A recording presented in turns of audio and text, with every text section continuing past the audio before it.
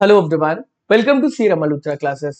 इस सेशन में हम एक जर्नी को स्टार्ट करने वाले हैं जिसके अंदर हम फाइनेंशियल सिस्टम को डिटेल्स में जाके समझेंगे। आज के सेशन में एक इंट्रोडक्शन लेक्चर लिया जाएगा फाइनेंशियल सिस्टम के ओवरव्यू के ऊपर। आगे जाके हर एक पॉइंट के रिस्पेक्ट में इंडिपेंडेंट एंड डिटेल लेक्चर जाएगा। फाइनेंस एज अ सब्जेक्ट अगर मैं बात करूं तो पूरा फाइनेंस का सब्जेक्ट जितना आपने पढ़ रखा है वो सारा का सारा फाइनेंशियल सिस्टम से ही निकला हुआ है, इस फाइनेंशियल सिस्टम पे ही बेस्ड है।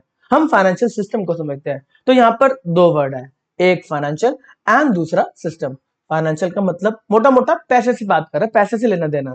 दूसरा सिस्टम, सिस्टम काम करने का तरीका, set of rules and regulation. For example अगर आप कोई ग्रोसरी स्टोर में जाते हैं तो उस ग्रोसरी स्टोर की वर्किंग का भी एक सिस्टम है। जब आप ग्रोसरी स्टोर में एंटर करेंगे तो सिक्योरिटी गार्ड आपको रुकवा देगा, आपको चेक करेगा। अगर आपके हाथ में ऑलरेडी कोई सामान है तो सिक्योरिटी गार्ड बोलेगा इसको आप बाहर ही रखें। जब आप एंटर करेंगे ग्रोसरी स्टोर में, अलग अलग जगह सामान पड़ा होगा, आप चूज करके लेकर आएंगे बिलिंग काउंटर पे। बिलिंग काउंटर पे बिल कटवाने के बाद पैसे आप देंगे। पैसे देने के बाद जब आप बाहर जाएंगे तो सिक्योरिटी गार्ड वो बिल चेक करेगा, मैच करेगा, जो सामान का आपने पैसा दिया है वही सामान आप साथ में लेके जा रहे हैं, कुछ एक्स्ट्रा सामान लेकर नहीं जा रहे। तो ये सिस्टम ने इंश्योर किया कि जो ग्रोसरी परचेज करने का प्रोसेस है वो ऑर्डरली कंप्लीट हो जाए। काफी लोगों ने आपकी हेल्प करी, चाहे वो स्टोर का स्टाफ हो, चाहे वो स्टोर का मैनेजर हो, चाहे वो सिक्योरिटी गार्ड हो। काफी लोगों ने आपकी हेल्प करी इस प्रोसेस को कंप्लीट कराने के लिए, इस सिस्टम को इंश्योर करने के लिए। ऐसी फाइनेंशियल सिस्टम के अंदर आपकी अलग अलग टाइप की फाइनेंशियल ट्रांजेक्शन कराई जा रही है। आप कोई फाइनेंशियल प्रोडक्ट्स खरीदना चाहते हैं, आप कोई फाइनेंशियल सर्विसेज लेना चाहते हैं, फाइनेंशियल प्रोडक्ट्स में आगे आप इंश्योरेंस लेना चाहते हैं, आप इन्वेस्टमेंट्स करना चाहते हैं, आप अपने रिटायरमेंट के लिए पैसे को सेट असाइड करना चाहते हैं, अलग अलग फाइनेंशियल ट्रांजेक्शन करना चाहते हैं, पैसे को ट्रांसफर करना चाहते हैं। ये सारी की सारी फाइनेंशियल ट्रांजेक्शन है जो करवाने के लिए आपकी लोग हेल्प कर रहे हैं। ये लोग कौन है? ये है फाइनेंशियल इंस्टीट्यूशन। अलग अलग फाइनेंशियल इंस्टीट्यूशन बनाए जाते हैं जो आपकी अलग अलग टाइप की फाइनेंशियल ट्रांजेक्शन को कराने में हेल्प करते हैं। और ये सब कहां हो रहा है? एक फाइनेंशियल मार्केट के अंदर। फाइनेंशियल मार्केट की बात करें तो फाइनेंशियल मार्केट को दो पार्ट में डिवाइड करा गया, एक शॉर्ट टर्म की मार्केट एंड एक लॉन्ग टर्म की मार्केट। शॉर्ट टर्म की मार्केट के अंदर शॉर्ट टर्म के पैसे को रेज करा जा रहा है, शॉर्ट टर्म की इन्वेस्टमेंट्स करी जा रही है जिसको बोला जाता है money market. And capital markets के अंदर लॉन्ग टर्म के पैसे को रेज करा जा रहा है, लॉन्ग टर्म की इन्वेस्टमेंट्स करी जा रही है। अब हम समझते हैं इंग्लिश के अंदर क्या लिखा हुआ है। Financial system, it is a set of all financial institution. सबसे बड़ा फाइनेंशियल इंस्टीट्यूशन की अगर मैं बात करूं तो वो है बैंक। अगर गवर्नमेंट प्रधानमंत्री जन धन योजना लेकर आती है तो उनका मोटिव ये है कि हर एक इंसान के पास बैंक का खाता होना चाहिए ताकि वो फाइनेंशियल सिस्टम से जुड़ सके। फाइनेंशियल सिस्टम के अंदर उसके पास बैंक का खाता होगा तो वो आगे जाके अलग और फाइनेंशियल इंस्टीट्यूशन की सर्विसेज ले पाएगा, तभी वो कैपिटल मार्केट्स में इन्वेस्टमेंट कर पाएगा, इंश्योरेंस ले पाएगा। तो फाइनेंशियल इंस्टीट्यूशन सबसे बड़ा तो बैंक ही है। उसके बाद आ जाता है आपकी इंश्योरेंस की कंपनी, उसके बाद आ जाता है आपकी कैपिटल मार्केट्स में इन्वेस्टमेंट, स्टॉक ब्रोकर्स वगैरह, जीरो धा हो गया, पॉलिसी बाजार वगैरह हो गए। ये सारे के सारे फाइनेंशियल इंस्टीट्यूशन है जो आपकी हेल्प कर रहे हैं फाइनेंशियल ट्रांजेक्शन कराने के लिए। आप इंश्योरेंस परचेज करें, आप अपने रिटायरमेंट के लिए पैसे को सेट असाइड करें, कैपिटल मार्केट्स में इन्वेस्ट करें, तो अलग अलग फाइनेंशियल ट्रांजेक्शन, आप पैसे को ट्रांसफर करें, आप किसी को पैसा देते हैं, अगर कोई ट्रांसफर करते हैं, रिश्तेदारों को पैसा देते हैं, अपने रिलेटिव्स को पैसा वगैरह अगर देते हैं तो वो सारी के सारी ट्रांजेक्शन कराने में फाइनेंशियल इंस्टीट्यूशन आपकी हेल्प करेंगे। ये सब कहां पर हो रहा है? फाइनेंशियल मार्केट के अंदर। आपके सामने अब एक डायग्राम है, पूरा का पूरा फाइनेंस का सब्जेक्ट इस फाइनेंशियल सिस्टम पे ही बेस्ड है। अगर मैं इंटरनेशनल लेवल पे बात करूं तो फाइनेंशियल सिस्टम तो वही है, वहां पर भी फाइनेंशियल ट्रांजेक्शन कराई जा रही है। फाइनेंशियल इंस्टीट्यूशन अलग अलग है जो फाइनेंशियल ट्रांजेक्शन करा रहे हैं फाइनेंशियल मार्केट के अंदर। इंडियन पर्सपेक्टिव में अगर बात करें तो आपके सामने सारी इंफॉर्मेशन जिसमें थोड़ा सा हम डिटेल्स में चले गए हैं। फाइनेंशियल इंस्टीट्यूशंस की बात करें तो यहाँ पर इंडियन मार्केट के अंदर आपको बैंकिंग सिस्टम मिल जाएगा एंड कुछ नॉन बैंकिंग फाइनेंशियल इंस्टीट्यूशन मिल जाएंगे जिनको थोड़ा सा कम रेगुलेट करा जाता है और उनको भी जो काम है कि हाँ लोगों तक आप बैंकिंग की सर्विसेज पहुंचाएं। तो bank and non banking financial institution से बात स्टार्ट होती है, फिर आगे जाके इन्वेस्टमेंट फर्म आ जाती है जो इन्वेस्टमेंट्स कराने में आपकी हेल्प करते हैं, ब्रोकर्स वगैरह हो गए। आपको इंश्योरेंस वगैरह लेना है तो यहाँ पर LIC आ जाता है।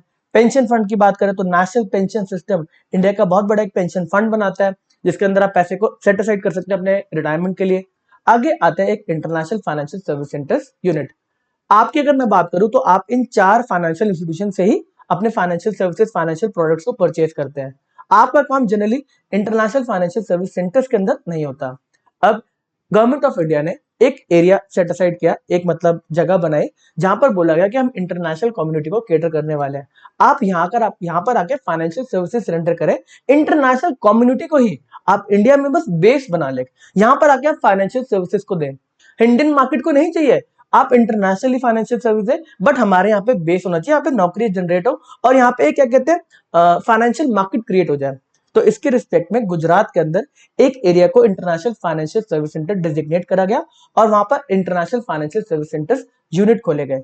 इन चारों रिस्पेक्ट में वहां पर बैंकिंग की सर्विसेज, इन्वेस्टमेंट की services, insurance and pension related services provide करी जाती है। ये सारे का सारा इंटरनेशनल मार्केट को केटर करने के लिए होता है। ओके जी, चलो इंडियन फाइनेंशियल सिस्टम में हमने फाइनेंशियल सिस्टम को समझा, फाइनेंशियल इंस्टीट्यूशन को समझा। फाइनेंशियल मार्केट की बात करें तो यहाँ पर capital markets and money market आ गए। यहाँ पर आपको अलग अलग मनी मार्केट के इंस्ट्रूमेंट्स के बारे में पता होना चाहिए। एग्जामिनेशन में बहुत कॉमन क्वेश्चन है, कमर्शियल पेपर्स क्या होता है, ट्रेजरी बिल वगैरह क्या होता है, ढेर सारी इसमें इन्फॉर्मेशन आ जाती है। ऐसे कैपिटल मार्केट की बात करें तो बॉन्ड क्या है, डिवेंचर्स क्या है, शेयर्स क्या है, उनमें क्या फर्क है, ढेर सारी बातें इसमें भी आ जाती है। फाइनेंशियल इंस्ट्रूमेंट्स की बात करें तो यहाँ पर ब्रॉड दो कैटेगरी में डिवाइड करा गया इनको। एक कैश इंस्ट्रूमेंट कि आप अभी परचेज करने गए, कुछ शेयर्स परचेज करने गए, आपने पैसा दिया और शेयर्स को ले लिया, इनको बोला जाता है कैश इंस्ट्रूमेंट। हाथों हाथ आपको डिलीवरी मिल जाती है फाइनेंशियल प्रोडक्ट की। अगर डेरिवेटिव इंस्ट्रूमेंट्स की बात करें तो यहाँ पर डेरिवेटिव की खुद की कोई वैल्यू नहीं होती, ये अपनी वैल्यू डिराइव करता है किसी और फाइनेंशियल प्रोडक्ट के ऊपर। फॉर एग्जांपल अगर हम डेरिवेटिव की बात करें शेयर मार्केट के अंदर तो यहाँ पर ऑप्शन कॉन्ट्रैक्ट होते हैं, फॉरवर्ड कॉन्ट्रैक्ट होते हैं, ये सारे के सारे अपनी वैल्यू को डिराइव करते हैं अंडरलाइन स्टॉक के प्राइस से।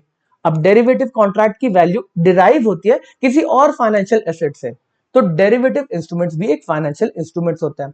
इसके अंदर ऑप्शन, फॉरवर्ड, फ्यूचर्स वगैरह बड़ी सारी चीजें आ जाती है, स्वैप वगैरह आ जाते हैं। ये भी सारे आपको पढ़ने हैं डिटेल में, कैश इंस्ट्रूमेंट्स अलग अलग सारे के सारे पढ़ने हैं। फाइनेंशियल सर्विसेज की बात करें तो ब्रॉड दो कैटेगरी में डिवाइड करा गया। एक एसेट बेस्ड सर्विस, यहाँ पर अगर आप बैंक से लोन वगैरह लेते हैं तो बैंक आपको पैसा देता है बिजनेस करने के लिए, तो बैंक के पर्सपेक्टिव में एक एसेट बेस्ड सर्विस है, बैंक ने आपको पैसे दिए, बैंक के लिए एक एसेट है। वही अगर आप बैंक से कुछ कंसल्टेंसी वगैरह लेते हैं तो वहां पर वो कुछ फीस वगैरह चार्ज करते हैं, उसको बोला जाता है फी बेस्ड सर्विस। आपको इन्वेस्टमेंट्स के लिए कंसल्टेंसी वगैरह लेंगे, आप म्यूचुअल फंड में इन्वेस्ट वगैरह करेंगे तो वहां पर कुछ कमीशन, कुछ फीस काटी जाती है, वो होती है फीस बेस्ड सर्विसेज। अब इस फाइनेंशियल सिस्टम के ऑर्डरली वर्किंग के लिए मिनिस्ट्री ऑफ फाइनेंस ने बोला हम हर एक इंस्टीट्यूशन को, हर एक पार्ट को एक अलग सेपरेट रेगुलेटर देंगे। तो मिनिस्ट्री ऑफ फाइनेंस ने अलग अलग रेगुलेटर बनाए। रिजर्व बैंक ऑफ इंडिया का बोला कि यार आप सारे के सारे बैंकिंग फंक्शंस का ध्यान रखेंगे, सारे के सारे बैंकिंग इंस्टीट्यूशन का ध्यान रखेंगे। रिजर्व बैंक ऑफ इंडिया का एक और काम भी है जिसके अंदर वो करेंसी को इश्यू करने का काम करता है, जो बैंक नोट्स को बनाता है, उसके बारे में हम आगे जाके समझेंगे चीजों को। बट अभी के लिए हमें समझ में आता है कि बैंक के नॉन बैंकिंग फाइनेंशियल इंस्टीट्यूशन के रिस्पेक्ट में रिजर्व बैंक ऑफ इंडिया ध्यान रखता है कि ये वाले फाइनेंशियल इंस्टीट्यूशन और ये मार्केट अच्छे से फंक्शन करे। ऐसी securities and exchange board of India investment related institution जो कैपिटल मार्केट में करी जा रही है, जो लिस्टेड सिक्योरिटीज है, उसके रिस्पेक्ट में securities and exchange board of India regulate करता है, ध्यान रखता है। ऐसी IRDAI इंश्योरेंस रिलेटेड मार्केट को रेगुलेट करता है, PFRD रेगुलेट करता है पेंशन रिलेटेड मार्केट को, जिसमें NPS, अटल पेंशन योजना एंड अदर पेंशन स्कीम्स अगर कोई लेकर आती है गवर्नमेंट तो वो रेगुलेट करी जाएंगी। ऐसे ही international financial service centre authority international financial service centres units को रेगुलेट करती है। इस पूरे इकोसिस्टम को रेगुलेट करा जाता है ताकि फाइनेंशियल सिस्टम बढ़िया से फंक्शन करे। जिस कंट्री का फाइनेंशियल सिस्टम स्ट्रांग होता है उस कंट्री के अंदर लोग, बाहर के लोग भी इन्वेस्ट करेंगे ना। फॉरेन कंट्री कह रही है यहाँ का फाइनेंशियल सिस्टम बहुत बढ़िया है, यहाँ पर कुछ भी मतलब गलत काम नहीं चल रहा, अच्छे से रेगुलेशंस वगैरह लगाई जा रही है, जो फंक्शन हो रहा है वहां पर कुछ भी चोरी चकारी या फिर कोई लीकेज होने का स्कोप नहीं है। अगर यूएस की बात करें तो कहते हैं वहां का फाइनेंशियल सिस्टम बहुत स्ट्रांग है। तो पूरी अलग अलग कंट्री जो भी पैसे को जनरेट करते हैं अपना, वो कोशिश करते हैं कि इस मार्केट में लगा दिया, यूएस की मार्केट में लगा दिया जाए, क्योंकि यहाँ का फाइनेंशियल सिस्टम स्ट्रांग है। अगर फाइनेंशियल सिस्टम स्ट्रांग है तो वो करेंसी पे भी इंपैक्ट डालता है, करेंसी की वैल्यू भी इंक्रीज करती है। ठीक है जी, बात समझ में आती है। तो मोटा मोटा पूरा का पूरा फाइनेंशियल सिस्टम यही है। अच्छा, मिनिस्ट्री ऑफ कॉर्पोरेट अफेयर्स की अगर बात करें तो जो आप इन्वेस्टमेंट्स वगैरह कर रहे हैं, जो लिस्टेड है उसके बारे में तो देखो securities and exchange board of India ध्यान रख रहा है, बट जो अनलिस्टेड सिक्योरिटी प्राइवेट कंपनी वगैरह है तो उसके respective ministry of corporate affairs ध्यान रखता है। जो भी आप इन्वेस्टमेंट कर रहे हैं प्राइवेट कंपनी के अंदर, जो प्राइवेट कंपनी पैसे को रेज वगैरह कर रही है, उसके ऊपर मिनिस्ट्री ऑफ कॉर्पोरेट अफेयर्स का रेगुलेशन वगैरह आ जाता है, कंपनीज एक्ट के थ्रू रेगुलेट करती है। तो ये अलग अलग रेगुलेटर्स है।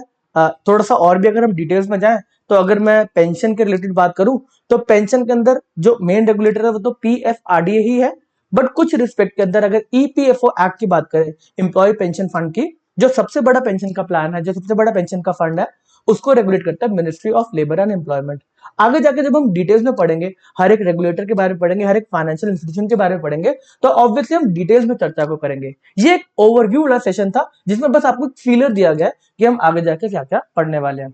अच्छा, इंडियन फाइनेंशियल सिस्टम में जो अभी हमने पढ़ा, ये फॉर्मल फाइनेंशियल सिस्टम था, गवर्नमेंट का कहीं ना कहीं ध्यान था, हाथ रखा हुआ था गवर्नमेंट ने। एक है आपका इनफॉर्मल फाइनेंशियल सिस्टम, जहां पर किसी का कोई ध्यान नहीं है। जैसे आपको पैसे का रिक्वायरमेंट है तो आप बैंक से लोन जाके ले सकते हैं, तो यहाँ पर आप फॉर्मलाइज चैनल से आके लोन लेकर आए। वही अगर आप अपने रिलेटिव से पैसा मांग लेते हैं तो वो एक इनफॉर्मल सोर्स है, आपने neighbours, relative, landlord, traders, store owner, कहीं से भी जाके पैसे को अगर मान लिया आपने, मार्केट पे जाके एक इनफॉर्मल चैनल से 1% पे लोन उठा लिया, करते हैं ना काफी सारे लोग कि मार्केट से 1% ब्याज पे मैंने उठाया, 1% महीने के हिसाब से। तो ये सारे के सारे इनफॉर्मल फाइनेंशियल सिस्टम है। यहाँ पर किसी का कोई ध्यान नहीं है, अगर कुछ गलत होता है तो यहाँ पर पूरा फाइनेंशियल सिस्टम आपकी हेल्प नहीं कर रहा, आप जाके सिविल कोर्ट्स वगैरह किसी और कोर्ट के थ्रू अपने पैसे को निकलवा सकते हैं, बट फाइनेंशियल सिस्टम का पार्ट नहीं है। ठीक है जी, तो इंडियन फाइनेंशियल सिस्टम का ओवरव्यू यहाँ पे खत्म होता है। हम हर एक पॉइंट के रिस्पेक्ट में डिटेल इंफॉर्मेशन आपके सामने आगे लेकर आएंगे। इस सेशन को हम यहीं पे समाप्त करते हैं। Okay, tata, bye bye.